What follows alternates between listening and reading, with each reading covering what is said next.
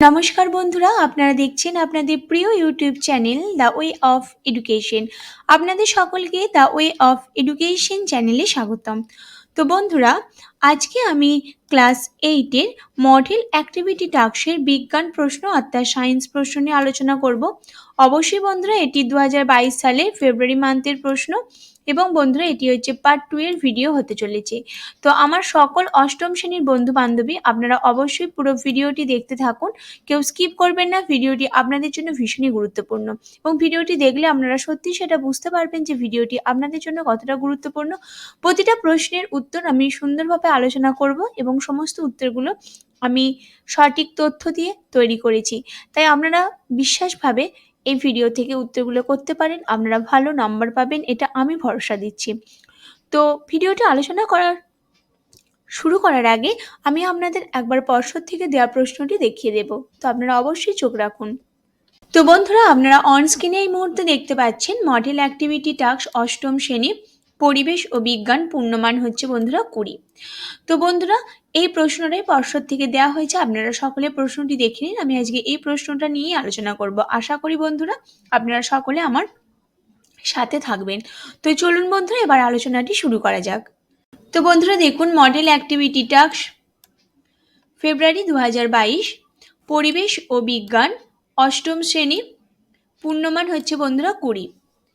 তো বন্ধুরা এবার প্রশ্ন দেখুন, একের দাগে কি বলেছে, সঠিক উত্তর নির্বাচন করো। 1 গুণ 3 সমান হচ্ছে বন্ধুরা 3। অর্থাৎ বন্ধুরা একটা প্রশ্ন দেওয়া তিনটে প্রশ্ন দেওয়া থাকবে, প্রতিটি প্রশ্নের মান 1 নাম্বার করে, সব ঠিক হলে আপনারা 3 নাম্বার পেয়ে যাবেন।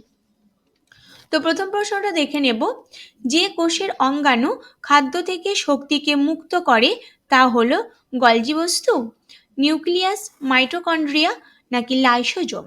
তো বন্ধুরা উত্তরটি আমরা দেখে নেব। উত্তর হয়ে যাবে অপশন নাম্বার গ, মাইটোকন্ড্রিয়া।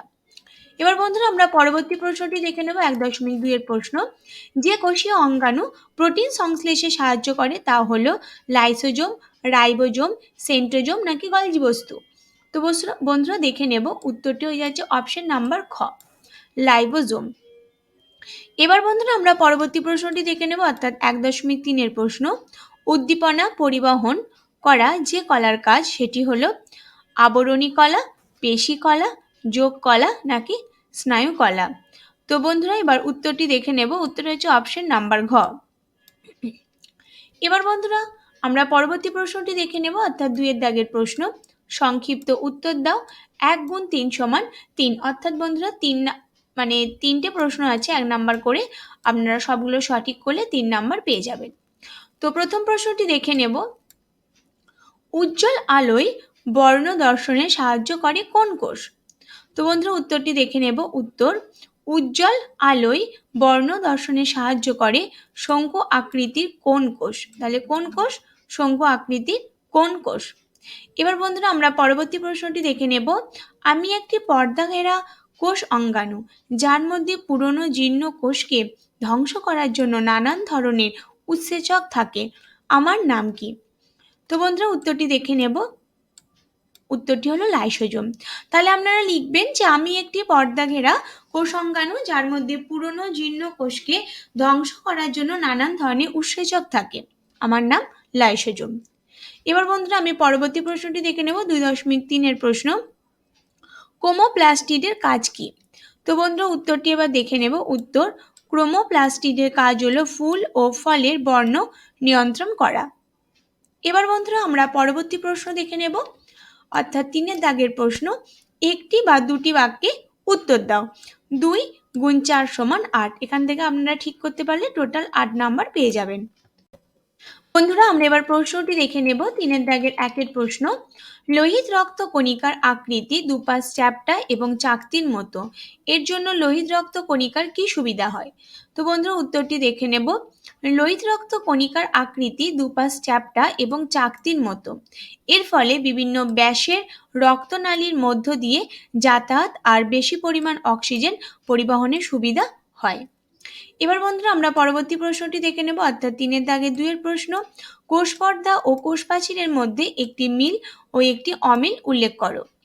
তো বন্ধুরা উত্তরটি দেখে নেব এবার। উত্তর, মিল কোষ পর্দা ও কোষ প্রাচীর উভয়ই কোষের বাইরের আবরণ হিসাবে কাজ করে। এটি হলো বন্ধুরা মিল। কাজ করে বিভিন্ন রকম প্রতিকূল পরিবেশ থেকে কোষকে রক্ষা করে। তাহলে কোষ পর্দা ও কোষ প্রাচীর উভয়ই কোষের বাইরের আবরণ হিসেবে কাজ করে বিভিন্ন রকম প্রতিকূল পরিবেশ থেকে কোষকে রক্ষা করে। এবার বন্ধুরা অমিলটি দেখে নেব।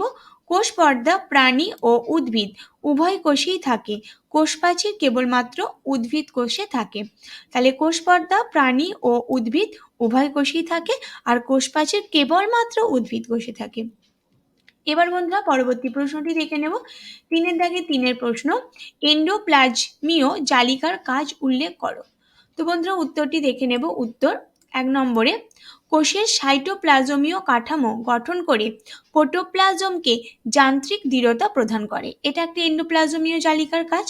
অপর একটি কাজ, এন্ডোপ্লাজমীয় জালিকা কোষের সাইটোপ্লাজমকে কতগুলি অসম্পূর্ণ প্রকোষ্ঠে ভাগ করে, ফলে কোষের রাসায়নিক বিক্রিয়াগুলি কোষের কয়েকটি অঞ্চলে সীমাবদ্ধ থাকে। এবার বন্ধুরা 3 নম্বর অর্থাৎ 3-এর দাগের অপশনটি, মসৃণ এন্ডোপ্লাজমীয় জালিকা ফ্যাট সংশ্লেষে বিশেষ ভূমিকা পালন করে। এবার বন্ধুরা আমি পরবর্তী প্রশ্নটি দেখে নেব অর্থাৎ 3-এর দাগের 4-এর প্রশ্ন, যৌগিক আলোক অনুবীক্ষণ যন্ত্র কোন কোন ক্ষেত্রে ব্যবহার করা হয়। তো বন্ধুরা উত্তরটি দেখে নেব। একটি হচ্ছে ব্যাকটেরিয়া, শৈবাল, ছত্রাক বিভিন্ন দেহের বহির্গঠন জানার জন্য। এই বটা বন্ধুরা হবে না। এই এককোষীয় বহুকোষী প্রাণীর। 2 নম্বর, উদ্ভিদ দেহের বিভিন্ন অংশের মূল, কাণ্ড ও পাতা অন্তর্গঠন পর্যবেক্ষণের জন্য। 3 নম্বর, জীবদেহের বিভিন্ন অঙ্গ ও তার প্রস্থচ্ছেদ করে তার কলার গঠন জানার জন্য।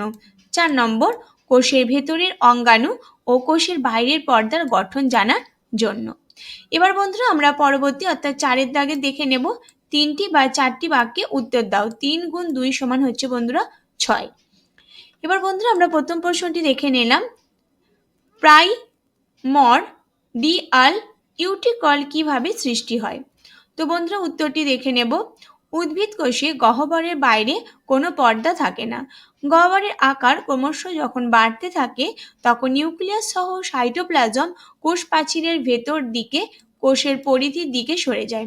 গহ্বরকে বেষ্টন করে সাইটোপ্লাজমের এরকম বিন্যাসকে প্রাইমর্ডিয়াল ইউটিকল বলে। এবার বন্ধুরা পরবর্তী প্রশ্নটি দেখে নেব অর্থাৎ 4-এর দাগে 2-এর প্রশ্ন, স্থায়ী কলার কাজ কি কি। উত্তরটি দেখে নেব। স্থায়ী কলার কাজগুলি হলো 1. খাদ্য সংশ্লেষ, সঞ্চয় ও পরিবহন করা। 2. জল সংবহন করা। 3. ভার বহন ও দৃঢ়তা প্রদান করা। 4. বজ্র পদার্থ সঞ্চয় করা এবং বন্ধুরা এখানে শুধু লিখে দেবেন যে বজ্র পদার্থ সঞ্চয় করা, বাদবাকি এটা দরকার নেই। এবং 5 নম্বর হচ্ছে ক্ষত নিরাময় করা। তো বন্ধুরা আমি আপনাদের প্রথম থেকে প্রশ্নগুলো দেখিয়েছিলাম, আপনারা দেখেছেন আশা করি যে প্রশ্নগুলো এত পর্যন্তই ছিল। তো আমি সমস্ত প্রশ্নগুলি আলোচনা করে দিলাম, আশা করি আপনারা বুঝতে পেরেছেন এবং লেখাগুলোও বুঝতে পারছেন। তো যদি আপনাদের আমার এই ভিডিওটি ভালো লাগে তাহলে অবশ্যই প্রচুর লাইক করে দেবেন এবং প্রচুর শেয়ারের মাধ্যমে আমার সমস্ত অষ্টম শ্রেণীর বন্ধু বান্ধবীর মধ্যে ভিডিওটা ছড়িয়ে দিন, যাতে তারাও আমার এই ভিডিও দ্বারা উপকৃত হয়।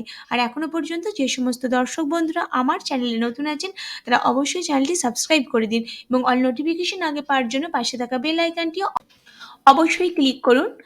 আর বন্ধুরা আমি আশা করব আপনাদের ভিডিওটি ভীষণই ভালো লেগেছে। আর বন্ধুরা আমি এর আগেও অষ্টম শ্রেণী সহ সব শ্রেণীরই বিভিন্ন সাবজেক্টের ভিডিও আপলোড করা শুরু করে দিয়েছি, তাই আপনারা অবশ্যই এই ভিডিওগুলো আমার প্লে স্টোরে এসে পেয়ে যাবেন। এছাড়াও বন্ধুরা আপনারা এই ভিডিও ডিসক্রিপশন বক্সে আমার এই ভিডিওগুলো আপনারা পেয়ে যাবেন। আর যদি আপনারা আমার টেলিগ্রাম গ্রুপে জয়েন হতে চান তাহলে অবশ্যই সেখানে জয়েন হয়ে যান। আমার টেলিগ্রাম গ্রুপের নাম হচ্ছে দ্য ওয়ে অফ এডুকেশন। আমার টেলিগ্রাম গ্রুপের লিঙ্কও আপনারা আমাদের ভিডিও ডিসক্রিপশন বক্সে পেয়ে যাবেন। তো বন্ধুরা আপনারা এইভাবে আমার সমগ্র ভিডিওটি দেখার জন্য, আমার সাথে থাকার জন্য আপনাদের সকলকে অসংখ্য ধন্যবাদ। আপনারা সকলে সুস্থ থাকুন, ভালো থাকুন।